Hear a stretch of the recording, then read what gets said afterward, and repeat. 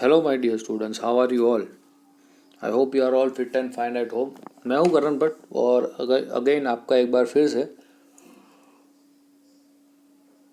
हमारे YouTube channel पे स्वागत है।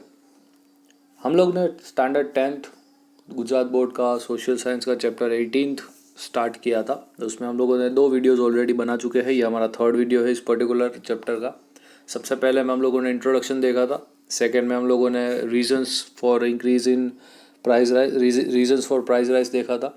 और उसमें भी सबसे पहला पॉइंट हमारा that is in due to increase in monetary supply, ये हम लोगों ने फर्स्ट क्लियर कर लिया था।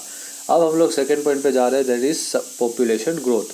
अब आपको पता है कि इंडिया में 2011 में 121 करोड़ लोगों की पॉपुलेशन थी। हम लोग टोटल 121 करोड़ थे 2011 में।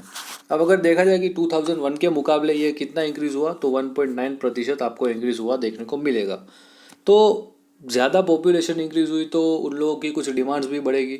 अब साथ साथ जितना पॉपुलेशन बढ़ा है, लेकिन उसके साथ साथ उन लोगों की डिमांड बढ़ी है, लेकिन डिमांड के साथ उतनी सप्लाई नहीं बढ़ी। और हम लोगों ने कल वाले लास्ट वाले लेक्चर पे देखा था कि डिमांड इंक्रीज़ होती है लेकिन सप्लाई आपकी कम रहती है, तो आपका रिजल्टेंट प्रोसेस होता है प्राइस राइज। ठीक है, तो ये एक सबसे बड़ा मुद्दा आप कह सकते हो पॉपुलेशन की, जिसके कारण प्राइस राइज होता है। उसके बाद 3rd पॉइंट आता है इंक्रीज इन एक्सपोर्ट। अब क्या होता है कि अगर हमारी गुड्स जो है वो इंडिया में सस्ते दाम पे बिक रही है, लेकिन उसी चीज़ को अगर हम लोग एक्सपोर्ट करते हैं तो फॉरेन से हमें डॉलर्स में पैसे मिल रहे हैं, तो डेफिनेटली बिजनेसमैन तो एक्सपोर्ट करके डॉलर ही कमाना चाहेगा। वो रुपए में अपना जो नुकसान होने वाला है वो नुकसान क्यों करे। तो वो लोग क्या करते हैं, वो लोग इस पैसों की लालच में जो है हमारा जो सामान है यहाँ का वो फॉरेन में एक्सपोर्ट कर देते हैं। अब एक्सपोर्ट होने से क्या होता है, फॉरेन में हम लोगों ने एक्सपोर्ट तो कर दिया, लेकिन जो डोमेस्टिक नीड थी हमारे लोगों को, इंडिया के लोगों को जो चाहिए था वो नहीं मिल पाया। यहाँ पे सप्लाई कम हो गई, और हमें पता है कि डिमांड ज़्यादा होगी, सप्लाई कम होगी, तो प्राइस क्या होगी, इंक्रीज होगी। ठीक है, तो ये भी एक बड़ा मुद्दा है आप कह सकते हो प्राइस राइज के लिए। उसके बाद availability of raw material at high cost. अब समझ लो कि हमारा टोटल एक मैगी का पैकेट जो है वो 20 रुपये में बन रहा है, 20 रुपये में बन रहा है प्रोड्यूसर को।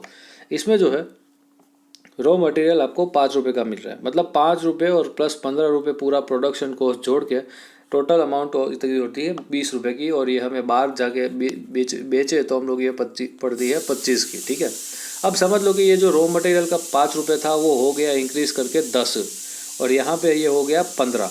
तो प्रोडक्शन कॉस्ट 10 प्लस आपका raw material cost 10 plus production cost 15, तो ये हो जाएगा टोटल 25, और अब ये बिकेगी 30 में।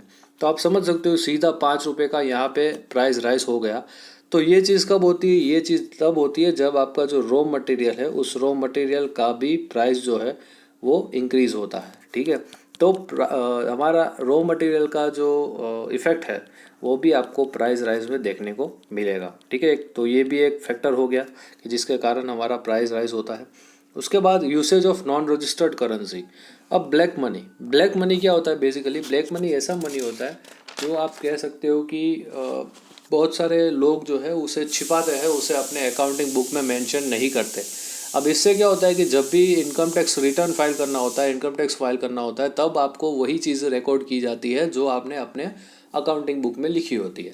अब ब्लैक मनी तो आप लोगों ने, ब्लैक मनी यानी कि एक्स्ट्रा अमाउंट जो होगी वो तो आपने बिल में दिया और नहीं होगा, तो उसकी अकाउंटिंग इफेक्ट कैसे आएगी, उसके ऊपर टैक्स कैसे लगेगा।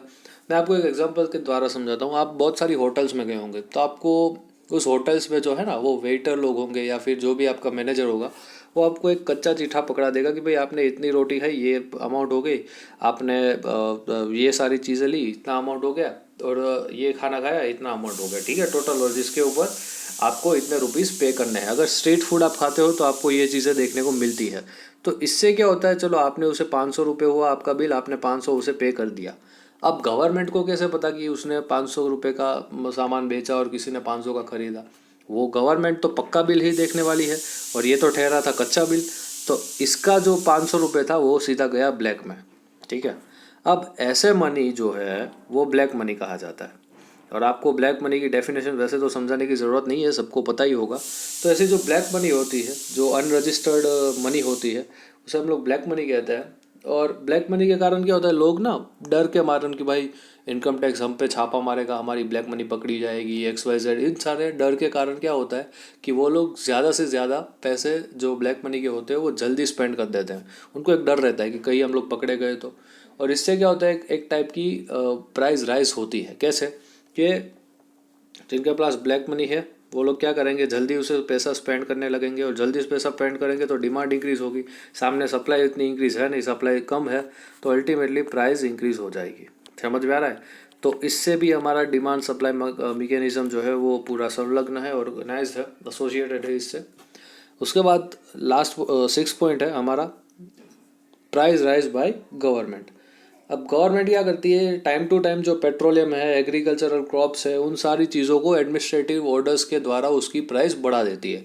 जैसे आपको पता हो तो अभी रिसेंटली जो बजट आया, गवर्नमेंट ने उसमें डिसाइड किया है कि भाई बजट के ऊपर एग्रीकल्चर सेस, अरे सॉरी, पेट्रोल के ऊपर एग्रीकल्चर सेस करके एक चीज़ डाली जाएगी। ठीक है, मतलब अगर समझ लो कि 70 रुपीज़ आपका पेट्रोल का प्राइस है, तो उस पर 2.5 रुपीज़ आपका एग्रीकल्चरल सेस लगेगा, यानी आपका पेट्रोल पड़ जाएगा आपको 72.5 रुपीज़ में। ठीक है, 72.5 रुपीज़ में। तो ये जो पहले आपका, आप कह सकते हो कि पहले 72 में आता था, अब वो कितने में आता है, सॉरी, पहले जो 70 में मिल रहा था अब वो आपको 72.5 में मिलेगा।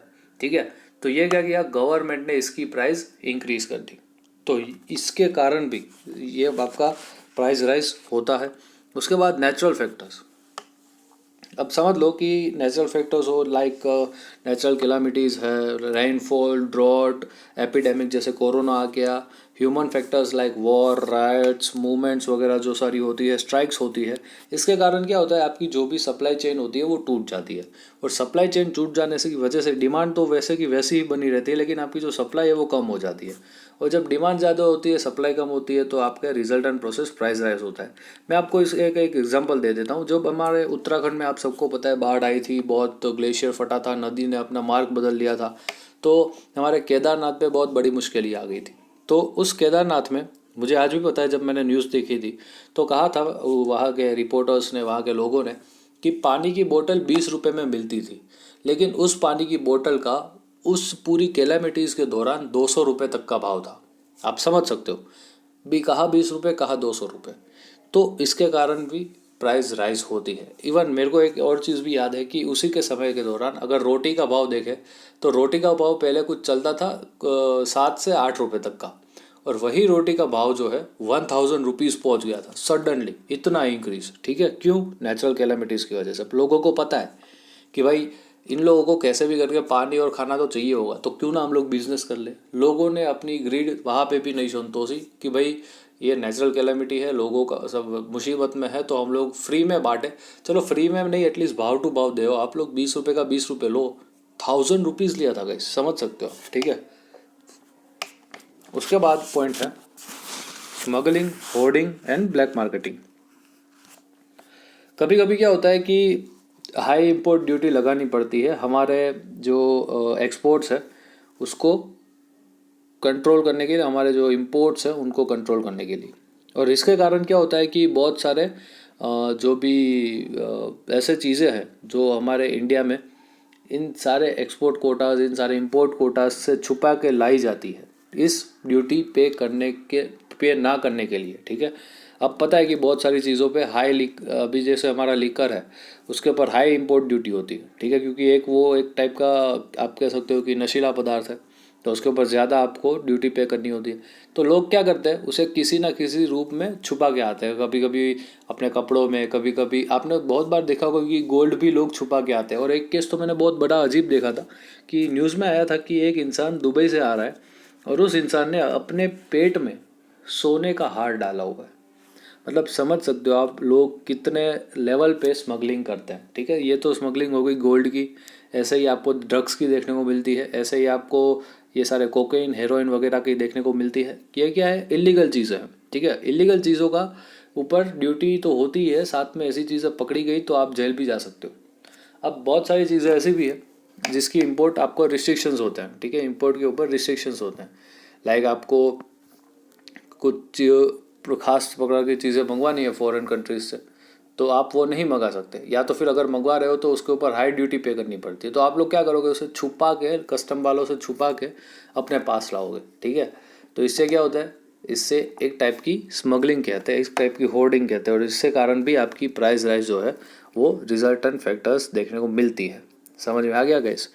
तो ये थे हमारे रीजंस फॉर प्राइस राइज, और आई होप आप लोगों को ये वीडियो अच्छा लगा होगा, और अच्छा लगा हो तो डेफिनेटली एक बार सब्सक्राइब कर दीजिएगा और एक बार फिर से लाइक कर दीजिएगा। एंड ये लेक्चर हम लोग यहीं पे ख़त्म करते हैं। मैं जल्द से जल्द आपको नोट्स इस चैप्टर की डिस्क्रिप्शन बॉक्स में पहुंचा दूंगा, आप उसे एक बार फिर से देख लेते हैं, ठीक है। मिलते हैं अगले सेशन में एक नए टॉपिक के साथ, और तब तक के लिए जय हिंद।